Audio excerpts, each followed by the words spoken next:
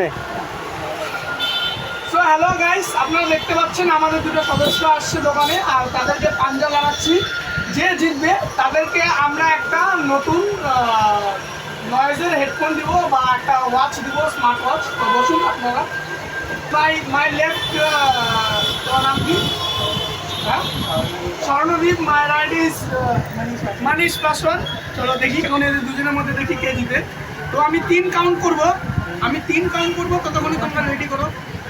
আরে হ্যাঁ, আমি 3 কাউন্ট করবো, ততক্ষণে তোমরা রেডি হও। তো এইটা যাতে না উঠে, ঠিক আছে? লক্ষ্য রাখবে। 1 2 3, এটা যাতে না উঠে। চলো give it up, hurry up. এই যে সন্দীপ মনে হচ্ছে হেরে যাচ্ছে। হেরে যাচ্ছেন, আমার লেফট সাইডেরটা হেরে যাচ্ছেন। এই আস্তে বলতেছে হেরে যাবে। ও হারবে না, ও অত সহজে হারবে না। আমার লেফট সাইডটা অত সহজে একজনকে হারতেই লাগবে। হারবে না, অত সহজে হারবে না। হাত ছুটে যাচ্ছে।